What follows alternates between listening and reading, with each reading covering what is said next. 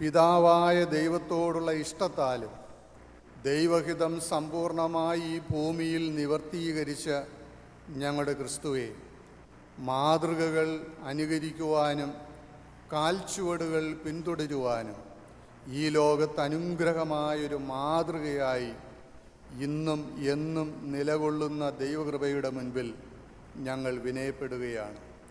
ദൈവത്തിൻ്റെ കാരുണ്യമുള്ള ശബ്ദത്താലും ദൈവികമായ ചിന്തകളാലും ഈ ദിവസത്തെ ധ്യാനത്തെ അവിടുന്ന് കൃപയോടെ കാത്തുകൊള്ളണം. യേശു ക്രിസ്തുവിൻ്റെ നാമത്തിൽ തന്നെ ആമീൻ. വഴിയോരത്ത് നിൽക്കുന്ന ഒരു മാവ് എല്ലാ വർഷവും വളരെ നിറച്ച് മാങ്ങകൾ കായ്ക്കാറുണ്ട്. ഓരോ വർഷവും സീസൺ ആകുമ്പോൾ ഈ മാവിൻ്റെ ചുവട്ടിലൂടെ പോകുന്ന ആളുകൾക്കത് പഴം പൊഴിച്ചു കൊടുക്കുകയും അല്ലെങ്കിൽ ആളുകൾ കല്ലുകൊണ്ടോ കോലുകൊണ്ടോ എറിഞ്ഞ് മാമ്പഴം വീഴ്ത്തുകയും ചെയ്യും. ഓരോ ഏറ് കൊള്ളുമ്പോഴും മാവിൻ്റെ തടിയിൽ കൊള്ളുകയും അതിന് വേദനിക്കുകയും ചെയ്യും. ആ മുറിവുകളിൽ നിന്ന് മാവിൻ്റെ ചോര അഥവാ കറ ഒലിച്ചിറങ്ങാറുണ്ട്. ചില കൊമ്പുകൾ ഒടിഞ്ഞു വീഴാറുണ്ട്. എന്നാൽ അടുത്ത വർഷം ഫലം കായ്ക്കേണ്ട നിമിഷമാകുമ്പോൾ മാവൊരിക്കലും പിണക്കം പ്രകടിപ്പിക്കാറില്ല. അതധികം ശക്തിയോടുകൂടെ അധിക ഫലം കായ്ക്കുക തന്നെ ചെയ്യും. ലോകം കൊടുക്കുന്ന മുറിവുകളൊന്നും ഒരു വിരോധത്തിനും വിദ്വേഷത്തിനും കാരണമായി തീരുന്നില്ല. ദൈവത്തിൻ്റെ ഇഷ്ടം എന്താണോ അത് എന്നിലൂടെ പൂർത്തീകരിക്കണമേ എന്ന് പ്രാർത്ഥിച്ച ഗദശമനത്തോട്ടത്തിലെ കർത്താവായ യേശുക്രിസ്തുവിൻ്റെ പ്രാർത്ഥന ഞാനും നിങ്ങളും ജീവിക്കുന്ന ജീവിത നിമിഷങ്ങളിൽ ഒരു ശക്തിയായി നിൽക്കണം. പൗലോസ് അപ്പോസ്തലൻ അതിപ്രാഗൽഭ്യത്തോടുകൂടെ പറയുന്നു, ഞാൻ യേശുവിൻ്റെ അടയാളം എൻ്റെ ശരീരത്തിൽ വഹിക്കുന്നു. I bear on my body the brand marks of Jesus. യേശുവിൻ്റെ അടയാളം എൻ്റെ ശരീരത്തിൽ വഹിക്കുന്നു. 32ാമത്തെ വർഷമാണ് പുരോഹിത ശുശ്രൂഷയിൽ ഞാൻ നിങ്ങളോട് സംസാരിക്കുന്നത്. ഈ ഇടവകയിൽ നിന്ന് മോസസ് ഇസ്രായേൽ അച്ഛൻ്റെയും ഡി കേസരി അച്ഛൻ്റെയും ശുശ്രൂഷകളിൽ വളരെ പ്രാഗൽഭ്യത്തോടുകൂടെ സ്വീകരിച്ച ചില ദിവസങ്ങൾ ഞാൻ ഓർക്കുകയാണ്. തിരുവനന്തപുരം നഗരത്ത് ആത്മീയ നവീകരണത്തിനു വേണ്ടി നൈറ്റ് വിജിൽ LMS കോമ്പൗണ്ടിൽ ക്രമീകരിച്ച മോസസ് ഇസ്രായേൽ അച്ഛൻ പളുകൽ സഭയുടെ അഡ്രസ്സിലാണ് ഇന്നും അന്നും അറിയപ്പെട്ടിരുന്നത്. അച്ഛൻ്റെ തീഷ്ണമായ പ്രാർത്ഥനയും അച്ഛൻ്റെ ദൈവാശ്രയവും ഞാൻ ഏറെ അനുഭവിച്ചിട്ടുള്ള ഒരാളാണ്. ഡി കേസരി അച്ഛൻ്റെ ഭരണപരമായ നൈപുണ്യവും പ്രവർത്തനങ്ങളിലുള്ള കാർക്കശ്യവും എന്നെ വല്ലാതെ ആകർഷിച്ചിട്ടുണ്ട്. ഈ ഇടവകയിൽ നിന്ന് ഇതേ സമയത്ത് അൾത്താരയിൽ നിൽക്കുന്ന സാംജീസ് അച്ഛനെയും സത്യ സന്തോഷ് കുമാർ അച്ഛനെയും ജസ്റ്റിൻ സത്യദാസ് അച്ഛനെയും അൻവിൻ പോൾ അച്ഛനെയും ഞാൻ സ്നേഹത്തോടുകൂടെ ഓർക്കുകയാണ്. ഇവരുടെ കരുത്തും ശക്തിയും ഈ ഇടവകയുടെ പ്രാർത്ഥനയായിരിക്കണം. ഈ ഇടവക അവർക്ക് കൊടുക്കുന്ന പിന്തുണയും അവരുടെ ശ്രേഷ്ഠമായ ചൈതന്യമായി വെളിപ്പെടുകയാണ്. എന്താണ് പുരോഹിത ശുശ്രൂഷ എന്നതിനേക്കാൾ എന്തല്ല പുരോഹിത ശുശ്രൂഷ എന്നാണ് നമ്മൾ ഈ നാളുകളിൽ പഠിക്കേണ്ടത്. ഒരുപാട് അനുഭവങ്ങൾ നിങ്ങൾക്കും എനിക്കും പറയാൻ കഴിയും.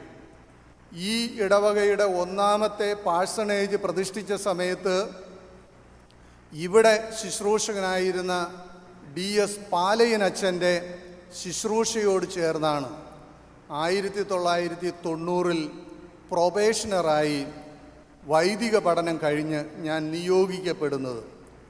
വളരെ പ്രഗത്ഭന്മാരായ ആളുകളാണ് ഈ സ്ഥലത്ത് ശുശ്രൂഷകൾ അർപ്പിച്ചതും ഈ ജനത്തോട് ചേർന്ന് ജീവിച്ചതും പ്രവർത്തിച്ചതും.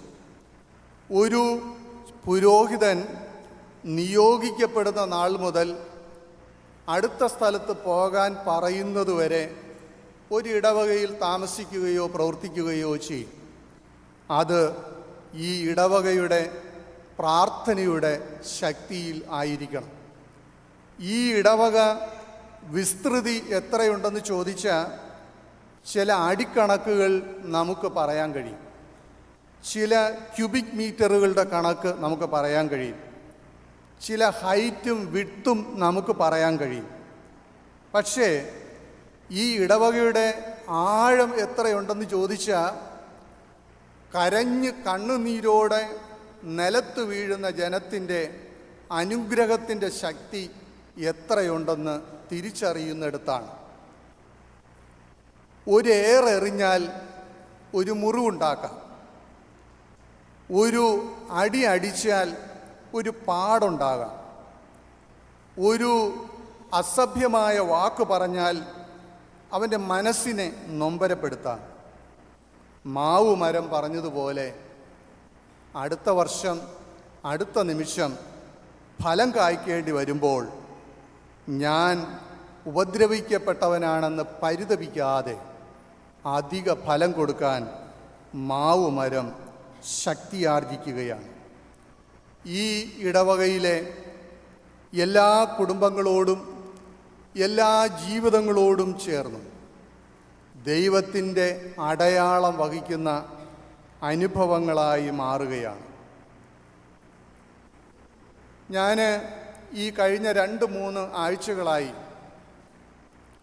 ലീസ്റ്റർ അച്ഛൻ എഴുതിയ ലീസ്റ്റർ അച്ഛനെക്കുറിച്ച് സഹനമച്ഛൻ എഴുതി പ്രസിദ്ധീകരിച്ച ഒരു പുസ്തകം വായിച്ചു. ഞാൻ ഒരിക്കൽ കൂടെ അത് വായിക്കാനുള്ളൊരു കാരണമുണ്ടായിരുന്നതുകൊണ്ട് വീണ്ടും ആ പേജുകൾ മറിച്ചു. ആ പുസ്തകത്തിൻ്റെ ഒരു പ്രഭാഷണം ലീസ്റ്റർ അച്ഛൻ ഒരു ഓർഡിനേഷൻ സർവീസിന് ചെയ്ത ഒരു പ്രഭാഷണം അതിൽ രേഖപ്പെടുത്തിയിരിക്കുന്നു. അതൊരു ഗ്രാമീണ അന്തരീക്ഷത്തിലുള്ള ഒരു ഇടവകയും ഓർഡിനേഷൻ സർവീസും ആ പുരോഹിതരെ ഉപദേശിച്ചുകൊണ്ട് പറഞ്ഞതുമാണ്. നിങ്ങൾക്കുള്ളവരല്ല, നിങ്ങൾ ദൈവത്തിൻ്റെ പ്രതിനിധികളാണ്. യുദ്ധത്തിൻ്റെയും സമാധാനത്തിൻ്റെയും മധ്യേ നിൽക്കേണ്ടവരാണ്. ഒരു വശത്തേക്ക് തിരിഞ്ഞാൽ യുദ്ധം കൊടുമ്പിരി കൊള്ളിക്കാം, മറുവശത്തേക്ക് തിരിഞ്ഞാൽ സമാധാനമുണ്ടാക്കാം. നിങ്ങളാണ് തീരുമാനിക്കേണ്ടത്. ഓർഡിനൻസിനോട് അച്ഛൻ പറഞ്ഞു, നിങ്ങളാണ് തീരുമാനിക്കേണ്ടത്. ഒരു വശത്ത് യുദ്ധമാണ്, മറുവശത്ത് സമാധാനമാണ്. ഏതു വശത്തേക്കാണ് നീ തിരിയേണ്ടത്? ബറാബാസിനെ ഒരാൾക്കൂട്ടം മുഴുവനും കൊണ്ടുവന്ന് നിർത്തി ഒറ്റപ്പെട്ട് നിൽക്കുന്ന യേശുവിനെ മറുഭാഗത്ത് നിർത്തി. പീലാത്തോസിന് വളരെ ആഗ്രഹമുണ്ടായിരുന്നു യേശുവിനെ സഹായിക്കണമെന്ന്. വേണ്ട, ഞങ്ങൾക്ക് ബറാബാസിനെ മതി എന്ന് വിളിച്ചപ്പോൾ ബറാബാസിൻ്റെ മനസ്സിൽ പൂത്തിരി കത്തിയെങ്കിലും യേശുവിൻ്റെ മനസ്സിൽ 1000 ദുഃഖത്തിൻ്റെ കണികകൾ നിറഞ്ഞ് കുമിളകളായി വന്നു.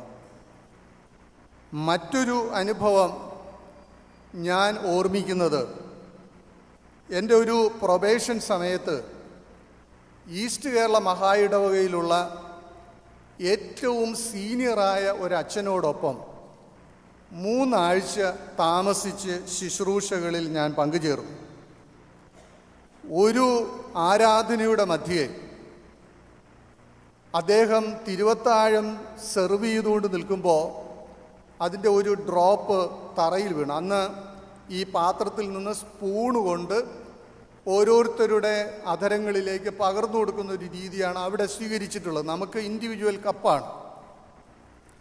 അപ്പം ഞാൻ വളരെ അതിശയകരമായിട്ട് നോക്കി നിൽക്കുമ്പോൾ ഈ കയ്യിലിരുന്ന കാസയും പീലാസയും ഒക്കെ മേശപ്പുറത്ത് വെച്ചിട്ട് നിലമ്പാടടിച്ച് ഈ തറയിൽ വയസ്സനായ ഈ പുരോഹിതൻ വീണ് സ്വന്തം നാക്കുകൊണ്ട് അതിനെ തൊട്ട് എടുക്കുകയാണ്. ഞങ്ങളൊരു 4 വൈദിക വിദ്യാർത്ഥികൾ ആ സമയത്തുണ്ട്. അദ്ദേഹത്തോട് അത് കഴിഞ്ഞ് ചോദിച്ചോ പറഞ്ഞത്, പ്രാർത്ഥിക്കുമ്പോൾ ഇത് കർത്താവിൻ്റെ രക്തമാണ്, അത് നിലത്തിട്ട് ചവിട്ടാനുള്ളതല്ല. വേറൊരു എക്സ്പ്ലനേഷനുമില്ല, വേറൊരു മറുപടിയും അതിനോട് കൂട്ടിച്ചേർത്തില്ല. അത് കർത്താവിൻ്റെ രക്തമാണ്. ഈ അടുത്ത സമയത്ത് ഫ്രാൻസിസ് മാർപ്പാപ്പ പറഞ്ഞു, ആട്ടിടയന്മാർ ആട്ടിൻകൂടത്തോടൊപ്പം നിൽക്കണം. ആടുകൾ കുതറി ഓടുകയും ചിതറിപ്പോവുകയും ചെയ്യാം. ഏറ്റവും അവസാനത്തെ ആടിനെയും ആലയിലേക്ക് സ്വീകരിക്കുവോളം നീ ഒരു നല്ല ഇടയനായി ജീവിക്കണം. കൂടെ നടന്നിട്ടും കൊണ്ടു നടന്നിട്ടും ഉള്ളതൊക്കെ പങ്കുവെച്ചു കൊടുത്തിട്ടും തോമസ് അപ്പോസ്തലനൊരു സംശയമായിരുന്നു, യേശു ഉയർത്തെഴുന്നേറ്റിട്ടുണ്ടോ എന്നത്. ഉയർത്തെഴുന്നേറ്റിട്ടുണ്ടെങ്കിൽ സ്വന്തം കണ്ണുകൊണ്ട് കണ്ട മുറിവുകൾ എനിക്ക് കർത്താവിൻ്റെ ശരീരത്തിൽ കാണും.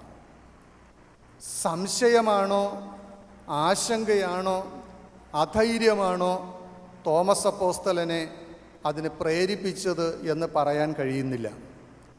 ഏതു വിധത്തിലായാലും ക്രിസ്തു തോമസിനെ അംഗീകരിച്ചു. തോമസിനെ എന്നോട് പറഞ്ഞു, അടുത്തു വരിക, നിന്റെ കൈ നീട്ടുക, ഈ മുറിപ്പാടുകളിലേക്ക് ഒന്ന് തൊട്ടു നോക്കുക. അടുത്തു വരിക, കൈ നീട്ടുക, ഈ മുറിപ്പാടുകളിലേക്ക് ഒന്ന് തൊട്ടു നോക്കുക. ആശ്ചര്യത്തോടുകൂടെ ഈ 3-ാമത്തെ സ്റ്റേജിൽ തോമസ് അപ്പോസ്തലൻ പറയുന്നു, എൻ്റെ കർത്താവും എൻ്റെ ദൈവവുമായുള്ളവേ എന്ന്. വേറൊരു മറുപടിയും ആ സമയത്ത് ഉയർന്നില്ല. ഇന്ന് സഭ പഠിക്കുകയോ ചിന്തിക്കുകയോ ചെയ്യുന്നത് ordain ministry marked by the wounds of Jesus Christ, ക്രിസ്തു ശരീരത്തിൻ്റെ മുറിപ്പാടുകൾ വഹിക്കാൻ കഴിയുന്ന അനുഭവമായി മാറുകയാണ്. നമ്മൾ മനുഷ്യ സഹജമായ ചില സ്വഭാവ സവിശേഷതകളുള്ളവരാണ്. ഏത് മനുഷ്യനാണ് അവൻ്റെ ജീവിതത്തിൽ പൂർണ്ണൻ എന്ന് പറയാൻ കഴിയുന്നത്? എൻ്റെ വീക്ഷണത്തിലും എൻ്റെ അനുഭവത്തിലും എല്ലാവരും എല്ലാവിധത്തിലും കുറവുകളുള്ളവരാണ്. ഈ കുറവുകളുള്ള മനുഷ്യൻ പൂർണ്ണതയിലേക്കുള്ള അവൻ്റെ വളർച്ചയുടെ യാത്രയാണ് ഈ വിശ്വാസ ജീവിതം എന്നത്. നീ ദൈവത്തിൽ എത്തിച്ചേരുവോളം ദൈവം നിന്നെ കാക്കുകയും മനസ്സിലാക്കുകയും ചെയ്യുകയാണ്. നമുക്ക് പുരോഹിതരോടും പുരോഹിതർക്ക് നമ്മോടുമുള്ള ചില മനോഭാവങ്ങളുണ്ട്. അതിൽ ചില വൈകല്യങ്ങളും ഉണ്ടായേക്കാം. എല്ലാവരെയും എല്ലാവരും ഇഷ്ടപ്പെടണം എന്ന് പറയുന്നത് ഒരു വലിയ മടയത്തരമാണ്. അതൊരിക്കലും കഴിയില്ല. എല്ലാവർക്കും എല്ലാവരെയും ഉൾക്കൊള്ളാൻ കഴിയുകയുമില്ല. അത് സ്വാഭാവികമായ മനുഷ്യൻ്റെ ഒരു സ്വഭാവമാണ്. പക്ഷേ ഉപദ്രവിക്കാതെയും ചീത്ത വിളിക്കാതെയും ഇരിക്കാൻ നമുക്ക് കഴിയും. നമ്മുടെ വീടുകളിൽ കയറ്റാതിരിക്കാൻ നമുക്ക് കഴിയും. ഇറങ്ങിപ്പോകാൻ പറയാം, പിടിച്ചു തള്ളാം, വേണമെങ്കിൽ കൂട്ടത്തിലൊരടിയും കൊടുക്കാം. പക്ഷേ ഒരു പുരോഹിതനും ഒരിക്കലും ഫലം കൊടുക്കാൻ സമയത്ത് ഈ വിരോധത്തോടുകൂടെ ഫലം പുറപ്പെടുവിക്കാൻ മടിച്ചു നിൽക്കാറില്ല. കൂടുതൽ ശക്തിയോടും കൂടുതൽ തേജസ്സോടും കൂടെ അത് ചെയ്തുകൊണ്ടേയിരിക്കും, അടുത്തൊരിടത്തേക്ക് പോകാൻ അനുവാദം കിട്ടുന്നതുവരെ.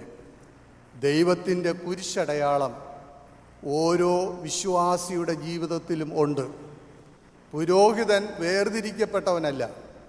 പത്രോസ് അപ്പോസ്തലൻ്റെ പ്രസിദ്ധമായ ഒരു പ്രസ്താവനയാണ്, രാജകീയ പുരോഹിത വർഗമായി എല്ലാ വിശ്വാസികളും മാറ്റപ്പെടുകയാണ്. ആരാധനകൾ നേതൃത്വം വഹിക്കാനും ആത്മീയ ശുശ്രൂഷകൾക്ക് പരിപാവനമായ ഒരു നടത്തിപ്പ് കൊടുക്കാനും ജനത്തിൻ്റെ ഇടയിൽ നിന്ന് നിങ്ങളിൽ ചിലരെ പുരോഹിതന്മാരായി നിയോഗിക്കുകയാണ്. ഏതു വിധത്തിലും നമുക്കത് കൈകാര്യം ചെയ്യാം, ഏത് വിധത്തിലായാലും കുഴപ്പവുമില്ല. പക്ഷേ പുരോഹിതർ അവരുടെ കാലം കഴിയുമ്പോൾ മറ്റൊരിടത്തേക്കോ റിട്ടയർമെൻറ്റ് ജീവിതങ്ങളിലേക്കോ പോകും.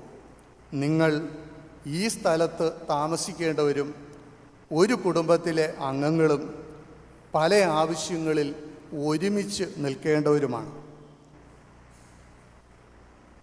തിരുവനന്തപുരം ജില്ലയിലെ ചിറയിൻകീഴ് താലൂക്കിലാണ് 1960 കഴിഞ്ഞതിന് ശേഷമുള്ളൊരു കാലഘട്ടം ഏറ്റവും കൂടുതൽ ഗൾഫ് നാടുകാരും സിംഗപ്പൂരുകാരും ഉണ്ടായിരുന്നതെന്നൊരു പഠന റിപ്പോർട്ടുണ്ട്. അതിനുശേഷം മറ്റ് പല സ്ഥലങ്ങളിലേക്കുമൊക്കെ വന്നു. പക്ഷെ അവിടെ പോയപ്പോൾ ആദ്യത്തെ ഇൻവെസ്റ്റ്മെൻറ്റ് വലിയ വീടുകൾ വെച്ച് ഇടുക എന്നുള്ളതാണ്. അപ്പോൾ 1 നില 2 നില 3 നിലയൊക്കെയുള്ള വലിയ സൗകര്യങ്ങളുള്ള വീടുകൾ വയ്ക്കുമായിരുന്നു. അങ്ങനെ സൗകര്യങ്ങളുള്ള വീടുകൾ വെച്ചിട്ട് കഴിഞ്ഞപ്പോൾ ഇവരെല്ലാം കുടുംബമായിട്ട് വിദേശ നാടുകളിലേക്ക് പോയി. വീടുകളെല്ലാം അടഞ്ഞു കിടന്നു. വിലപിടിപ്പുള്ളതൊക്കെ ആരൊക്കെയോ കട്ടുകൊണ്ടുപോയി. വീടുകളുടെ വാതിലുകൾ തുറക്കാത്തതുകൊണ്ട് ബലക്ഷയമുണ്ടായി. എല്ലാ ദിവസവും തൂത്തുവാരാത്തതുകൊണ്ട് പൊടിയടിച്ചു. അത് വളരെ മങ്ങിപ്പോയ വർഷങ്ങളിൽ അവർ കണ്ടെത്തുകയാണ്. അങ്ങനെ പ്രസിദ്ധ സാമൂഹിക പ്രവർത്തകരുടെ ഒരു സമ്മേളനം വിലയിരുത്തിക്കൊണ്ട് പറഞ്ഞു, അടച്ചിടാനാണോ ഈ വലിയ വീടുകൾ നിങ്ങൾ നിർമ്മിച്ചത്? വയസ്സായ അപ്പനെയും അമ്മയെയും ഒരു റൂമിലിട്ട് പൂട്ടാനാണോ നിങ്ങൾ ഈ വലിയ വീടുകൾ പണിതത്? അതോ ഒരുമിച്ചിരിക്കാനും സന്തോഷത്തോടെ സഹവസിക്കാനും നമുക്ക് കഴിയണം. ആലയവും അതുതന്നെയാണ്. ബിഷപ്പ് ലെസ്ലി ന്യൂബിഗൻ പറഞ്ഞ വളരെ പ്രസിദ്ധമായ ഒരു പ്രസ്താവനയാണ്, ഓരോ കുടുംബവും ഇടവകയിലെ ഓരോ ഇടവകകളായി മാറണം. അങ്ങനെ കൊച്ചു കൊച്ചു ഇടവകകളുടെ ഒരു സമ്മേളനമാണ് ദേശത്തെ ഇടവക. അവിടുള്ള എല്ലാവരെയും ഉൾക്കൊള്ളാൻ കഴിയുന്ന ഒരു സ്ഥലമായി മാറുകയാണ്. പലപ്പോഴും ശക്തിയുള്ള ഒരിടമായിട്ട് ഞാൻ ഈ നാളുകളിൽ തിരിച്ചറിയുകയാണ് ഈ ഇടവക. ഇത്ര മനോഹരമായി, ഇത്ര ഭംഗിയായി, ഇത്ര ചിട്ടയായി ഈ ഇടവക നിർമ്മിക്കുവാൻ, രൂപകൽപ്പന നടത്തുവാൻ, അതിനകത്തിരുന്ന് ആരാധിക്കുവാൻ നമ്മൾ പലപ്പോഴും വൈമനസ്യം കാണിക്കുകയാണ്. ഒഴിഞ്ഞുകിടക്കുന്ന ഇടങ്ങളിൽ ഇരിക്കാൻ ചിലരുണ്ട്. ഒരാരാധനയ്ക്ക് ഞാൻ കയറുകയില്ല എന്നാണോ തീരുമാനമെടുത്തിരിക്കുന്നത്? ആരോടാണ് നമുക്ക് കാലുഷ്യമുള്ളത്? നിങ്ങളെറിയൂ, ഈ ഇടവക ഫലം കായ്ച്ചുകൊണ്ടേയിരിക്കും.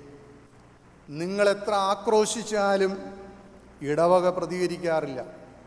കാരണം ഇത് ദൈവത്തിൻ്റെ അധിവാസമുള്ളൊരിടമാണ്.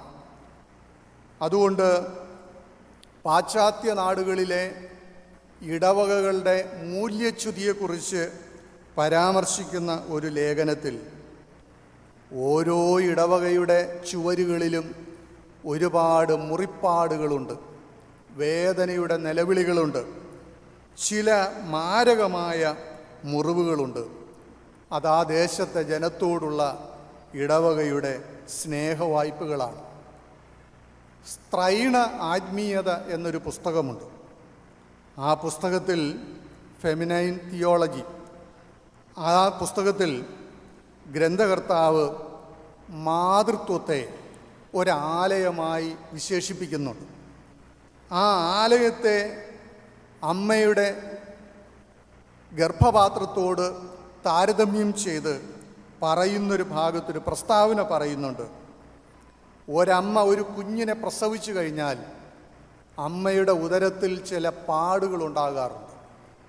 ആ പാടുകൾ ഈ കുഞ്ഞിനോടുള്ള പകയല്ല, ഈ കുഞ്ഞിനെ തലോടുന്ന ഓരോ നിമിഷങ്ങളിലും അമ്മയുടെ മാതൃഹൃദയം വളരെ സന്തോഷത്തോടുകൂടെ ഈ കുഞ്ഞിലേക്ക് പകരുകയാണ്. ഓരോ ആരാധനയും അതുതന്നെയാണ് പറയുന്നത്. എല്ലാ മനുഷ്യർക്കും വേണ്ടി, എല്ലാ കുടുംബങ്ങൾക്കും വേണ്ടി, എല്ലാ രോഗികളുടെ സൗഖ്യത്തിനു വേണ്ടി, എല്ലാ ദേശവാസികൾക്ക് വേണ്ടി, എല്ലാ ജീവിത വഴികളിലും നന്നായിരിക്കണമേ, എല്ലാ പരീക്ഷകളിലും എല്ലാവരും ജയിക്കണമേ, ഒരു കുടുംബം പോലും കഷ്ടതകൾ അനുഭവിക്കാതെ ദൈവത്തിൻ്റെ സ്നേഹത്തിൻ്റെ ഈ നിസ്തുലമായ പങ്കുവയ്ക്കൽ പകരപ്പെടുകയാണ്.